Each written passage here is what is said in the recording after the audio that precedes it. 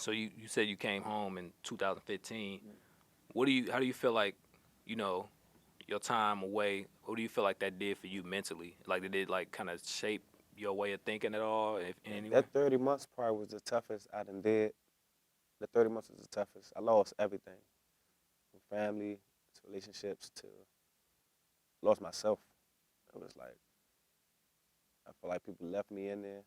You know, I did take accountability. You know, I got myself in there, so it was like I never looked for people to do more than what they can for me. But you know, it just kind of hurt seeing the people that you love say they love you and just they're not there for you. Was there any point when you were in there where you realized, okay, like I can't, go down this road anymore, or I can't, be involved in anything like this again?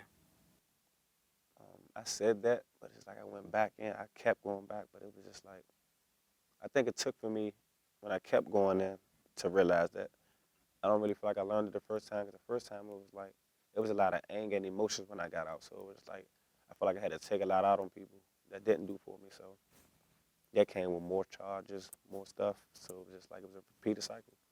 And it wasn't until I got about 29. No, I wouldn't say 29. I would say about my last bid in 2022. I actually beat the charge, but it was just like I had to look at myself like, it's you. It's not nobody else. It's you. So I had to change the things I was doing in the streets. I had to get out where I still could, because God, like I said before, God was my biggest supporter. He was telling me that I had a chance to get out. So I went and took it while I still had a chance. I lost a lot of friends behind it. Lost my best friend behind it. So ever since then, I've just been trying to be different.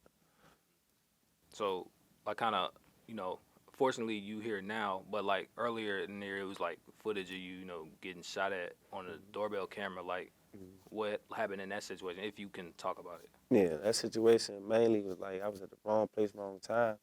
I just had to get up out of there before I lost my life.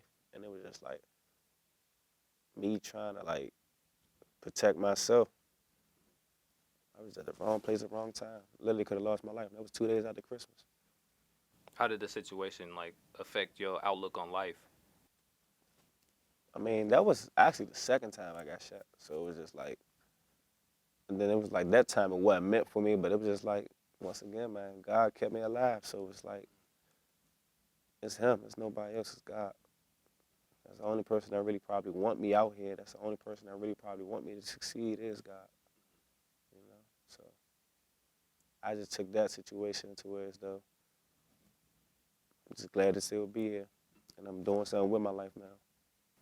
And also, there was a situation, with you at, Aunt Lizzie's birthday party, Yeah. Big Homie Mooka. Yeah. I know, you know, we're not trying to like start nothing or anything like Yeah. that, but like people haven't heard, your side of, what happened. Are you able to like talk about, what happened?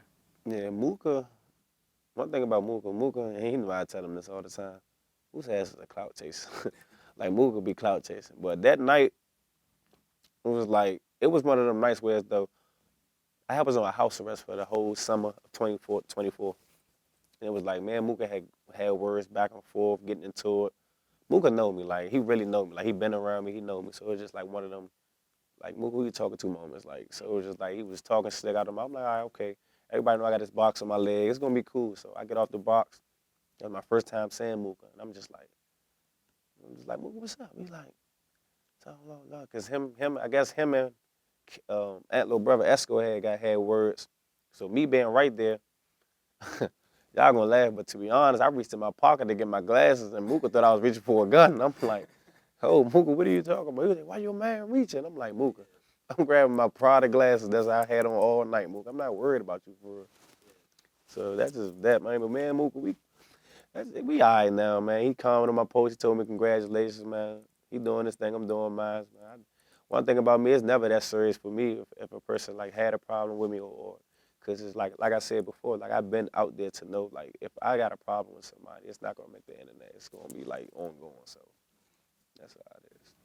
Do you feel like the street life and industry life, do you feel like that mixes any way at all, or do you feel like that's always just going to go down a negative road when that gets blended in together? Nah, I use kind of like what I did in the streets in some of my movies. So it was just like I just take what I been through and put them in my movies. As far as now, I'm civilian, man. I don't really do too much. It's like every time I do something, I go to jail. So it's like it's no point for me to be out there because I know what I'm gonna do and I know how I'm gonna do it, but I don't got time to keep going to jail behind it. So it's just like it's no point. Do you feel like that message can be kind of like conveyed throughout your films? Is that something you had thought about doing maybe one day, like kind of showing that how that life can end, you know, in the wrong way? Yeah, I actually want to talk to the youth that's like the troubled youth that's out here, but not more so talk to them. I want the ones that really don't got nobody, cause and it's sad to say this, I had family, but I didn't have family, and that be the worst, I guess, than people who really don't have people, is the people who have the resources, who have a mom, who have siblings and stuff like that, but they don't have them to support. They not there for them. So I want to get through to them kids where as though they feel like, yeah, I got a mother, I probably got a father, I got siblings, but they don't understand me. I was that person that they didn't understand growing up. Even to this day, people still don't understand me. So it's just like, I'm gonna talk to them kids who just feel like they just out here. Tell them they not alone. 'Cause I still feel like that to this day. That I'm just out here. I ain't got nobody for real. Did you have anybody like that, like how you want to be for the kids? Did you have anybody like that for you growing up, or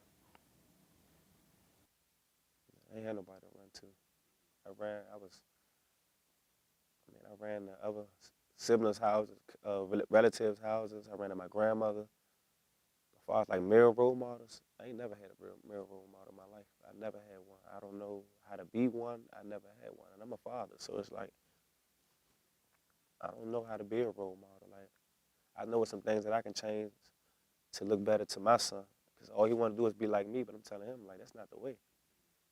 I ain't had nobody to look up to, so it's like, I got somebody look up to that's looking up to me now, so it's like, it's hard because it's like, how am I going to portray something that I've never seen? how important is it for like, you know, someone like yourself who didn't necessarily have that example growing up?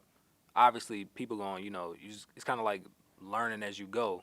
Basically, how important is it for people to know that, like, you know, it's okay, you know, people gonna mess up, but you know, you just as long as you got the right vision to go the right way, you'll be all right. I'm going to let people know that there is a such thing as second chances, but just try not to make it a second chance. Try to go for everything on that first go.